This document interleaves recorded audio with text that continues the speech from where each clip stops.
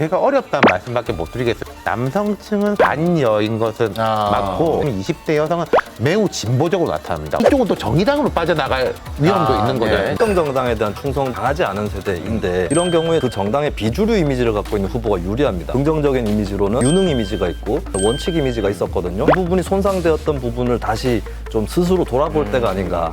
이재명, 윤석열 후보 뭐 바쁘게 지금 움직이고 있는데요. 도대체 둘 중에 누가 더 전략적으로 잘 움직이고 있는지 두 분과 함께 좀 이야기를 나눠보겠습니다. 먼저 이재명 후보 같은 경우에는 민생버스를 타고 부산, 울산, 경남을 찾았죠. 뭐 2030도 만나고 스타트업 대표들도 만나고 있습니다. 이 행보에 대한 평가 두 분에게 좀 한번 여쭤보고 싶네요. 어떻게 보십니까? 저는 트루먼 미국 대통령이 과거에 기차 마지막 칸에 타고 다니면서 선언 역마다 유세하고 이랬던 그게 좀 생각이 났어요. 어느 정도 효과적인 선거운동의 측면이 있고 그리고 이게 장점이 뭐 시민들을 자유롭게 거리에서 만날 수 있다. 내리면 버스에서 내리면 만날 수 있다는 것과 더해서 또 약속된 만남이 있지 않습니까? 관계자들하고 만나는 거. 그럼 어디 이렇게 장소를 굳이 잡을 필요 없이 버스에서 또 만날 수 있다라고 하는 거. 이런 이점들이 있기 때문에 앞으로도 좀 보편적으로 대선 후보들이 쓸 수 있는 그런 전략이 되지 않을까 그렇게 전망을 해봅니다. 괜찮았다. 네. 일단 이재명 후보와 민주당이 진도가 빠르잖아요. 국민의힘보다. 그러니까 공약 같은 게 조금 구체적인 면이 있는 것이고 이게 옳다 그르다라는 것보다 어떤 순서, 그러니까 뭐 지금 공격할 타이밍이냐, 뭐 수비할 타이밍이냐 이런 건데 이재명 후보의 지난주 요 며칠을 보면은 그런 정책적인 게 눈에 들어온다는 것도 있겠지만은 지지층 결집에 주력하는 것 같다. 그런 느낌이 들어요. 지금 지지율이 좀 뒤지고 있지 않습니까? 객관적으로. 그러니까 우리 지지층을 먼저 좀 안정화시키고 여기서 이제 힘을 모아가지고 힘을 받아서 치고 나가겠다. 지금은 좀 지지층을 다지는 과정이다. 이렇게 보이는 것 같고 윤석열 후보는 좀 반대. 네. 경선이 끝났는데 지지층 다지는 게 급선무가 될 수 있는 지금 겁니까? 지지율이 이렇게 좀 격차가 있으니까 그런 부분이 있는 거죠. 저도 그런 생각이 있는 것이 사실은 선거가 4달 가까이 남았지 않습니까? 긴 시즌이에요. 지금 뭔가 이제 우왕좌왕하는 모습을 보이는 것보다 안정하게 이제 스쿼드, 뭐 축구로 치면 스쿼드를 단단하게 하면 역습을 할 수 있기 때문에 그러니까 후반부터 좀 잘 다져놓고 그렇죠. 그런 쪽인 것 같으니까 그러면은 뭐 윤석열은 뭐 중도 확장인데 이재명은 중도 확장 못하는 거 아니냐 이런 부분도 있겠지만은 이재명 후보 측에서 전략적으로 지금은 확장보다는 지지층을 다질 때 이런 판단을 한 것 같아요. 그 요번에 또 대선 화두 중에 하나가 2030 표심 아니겠습니까? 그래서 이재명 후보 측에서는 이런 뭐 광폭 행보와 함께 연일 아이디어들도 계속 나오고 있어요. 2030에 집중된 아이디어들입니다. 가상자산 과세를 유예해주겠다. 청년 면접 수당을 지급하겠다. 이런 뭐 아이디어 차원에서 뭐 공약까지는 아닌 것 같은데 아이디어 차원에서 내놓은 것 같은데 이런 말들이 2030 청년들의 지지를 올리는 데 좀 도움이 되겠습니까? 부담이 이런 것이 있고 그것을 덜어드리겠다라고 접근을 하고 있거든요. 근데 주로 보면은 이게 이제 일단 좋은 효과는 여러분들의 부담이 뭔지 알고 있습니다라고 구체적으로 지목해주는 효과는 있어요. 근데 좀 커다란 문제가 뭐냐면 2030 세대가 현재 민주당 정부로부터 등을 돌리는 그 과정들이 수년 동안 펼쳐져서 일어난 것이었기 때문에 이것저것 내가 해드리겠습니다라고 이렇게 접근하는 것이 크게 효과가 있을까? 그러니까 큰 맥락을 잡아나가서 그걸 되돌리는 그런 좀 큰 수가 필요한 게 아닌가 그렇게 보여집니다. 예를 들면요.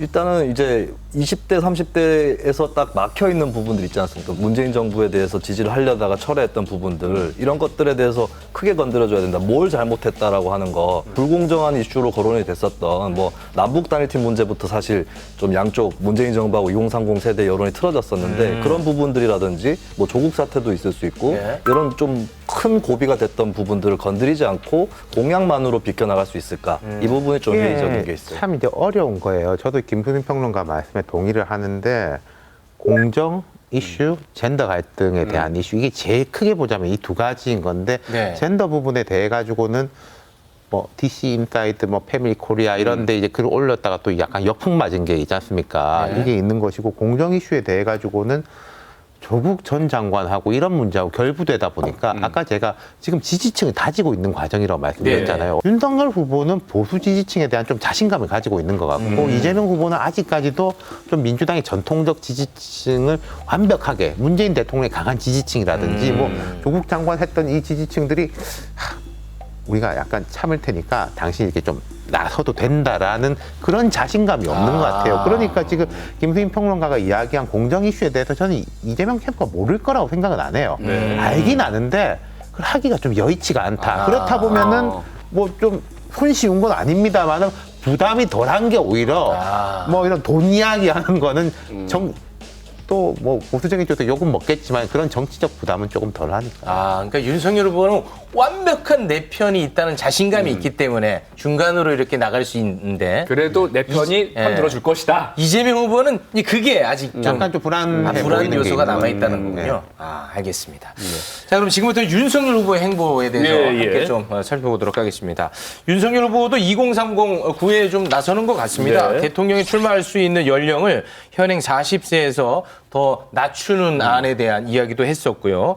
그리고 지난 주말에 언론에 굉장히 많이 보도가 됐었는데 야구 점퍼를 입고 고척동 야구장에 가서 또 직관을 하지 않았습니까? 한국 시리즈 직관을 했어요. 네, 점퍼를 딱 입고 지금 사진도 찍고 있는데요.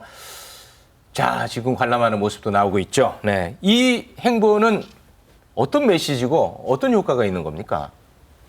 윤석열 후보는 지금 약간 그 시기적으로도 여유가 있는 게 우리 지금 선대위 꾸리는 중이에요 라고 모두에게 말해놓은 거잖아요. 네. 그러니까 뭐 정책 같은 거 물어보면 그 선대위 한 다음에 하겠습니다라고 할 수 있으니까 이런 약간 연성 행보를 할 수 있는 여유가 있는 것 같고 2030에 대한 접근도를 강화하는데 이런 건 있는 것 같습니다. 그 캠프 내부에서도 그렇고 20대 30대들로부터 이야기 들은 게 뭐 민지야 뭐 해줄게 뭐 토리야 어쩌고 하지 마라 어울리지 않는다 차라리 나는 아재다라는 걸 인정하는 게 나을 수도 있을 거다 아재인데 이야기 잘 듣고 뭐라고 하는지 귀를 열어놓고 있겠다 이 야구장 점퍼 보니까 딱 김웅룡 감독 생각이 나더라고요 저런 게 차라리 나은 것 같아요 그때 점퍼잖아요. 뭐 억지로 뭐 하는 것보다 크게 뭐 논란이 있을 것도 없고 이견이 있을 것도 없고 그렇죠. 이런 게 이제 하나의 전략으로 먹힐 지지율이 것이다. 앞서 나가면 그 여유가 생기는 거예요 사실은 네. 일단은 뭐 편한 일상생활 같은 모습을 보여줬다라고 하는 건데 저는 근데 저 와중에서도 대선 주자로서의 딱한 모습을 봤습니다. 어떤 거요? 점퍼를 보면은 코리아라고 적혀 있어요. 그쵸. 예, 제가 알기로는 이제 윤석열 후보는 두산 베어즈 팬이라고 알고 있거든요. 두산 베어즈를 좀 마음 놓고 응원을 하는 게 더 좋지 않았을까 싶은데 그게 의식이 돼서인지 그냥 코리아라고 우리는 다 같은 한국인입니다. 우리 정서상 대선 후보가 어디 팀을 응원한다 하기가 좀 힘들었겠죠. 그래도 이제 스포츠는 스포츠이기 때문에 좀 그런 것도 시도해 봄직하고 저는 좀 재밌는 아이디어가 생각났는데 이재명 후보는 또 KT 팬이거든요. 두 사람이 다른 유니폼 입고 나란히 앉아서 응원하는 건 어땠을까? 한국 시리즈에서? 네, 그런 생각도 들었습니다. 그러면은 참 보기 좋을 텐데. 자, 그리고 이제 2030 표심을 굉장히 집중해서 보고 있지 않습니까? 최근 그 여론조사 기관에서 지지 후보를 바꿀 의향이 있냐라고 물어봤는데 20대에서 37%, 30대에서 28.7%가 바꿀 수도 있다고 답을 했습니다. 전 연령 평균이 20.6%인 것을 고려하면 굉장히 높은 수치입니다. 어떻게 보면 2030 표심이 어디로 갈지 모른다는 거 아니겠습니까? 무엇으로 이 양 후보가 2030 표심을 잡을 수가 있겠습니까? 제가 어렵다는 말씀밖에 못 드리겠어요. 아까 이제 우리가 이재명 후보가 20대에 대해서 남성에 대해서 어떻게 할 거냐에 대해서 이게 공정하고 젠더 이슈인데 그게 어렵기 때문에 돈 이야기밖에 못 한다라는 말씀드렸지 않습니까? 지금 남성 여성의 갈등도 워낙 강하고 이쪽에 이제 뭔가를 주려고 하면 저쪽이 반발하고 이런 태세가 딱 엮여 있어가지고요. 근데 이제 이런 건 있는 것 같아요. 남녀가 다르기 때문에 지지 후보를 바꿀 수 있다. 이것도 좀 갈라볼 필요가 있는데 남성층은 확실하게 친야라고는 제가 말을 못하겠는데 반여인 것은 맞고 네네. 그리고 다른 모든 지표에서도 보면 20대 여성은 매우 진보적으로 나타납니다. 어느 정당을 지지하느냐를 떠나가지고 뭐 환경, 경제, 인권 이런 이슈들에서 매우 진보적으로 나타나거든요. 그럼 이재명 후보 입장에서는 이쪽은 또 정의당으로 빠져나갈 위험도 있는 거죠. 네. 신상정 후보. 복잡하게 돼 있는 거죠.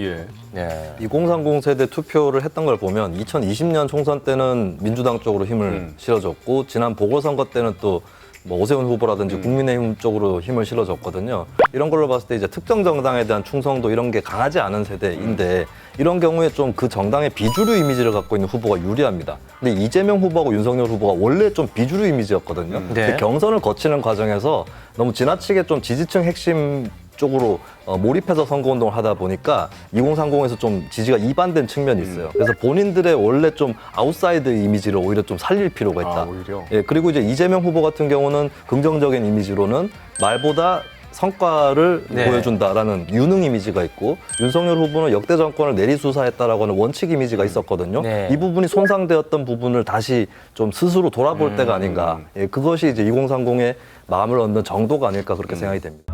Stay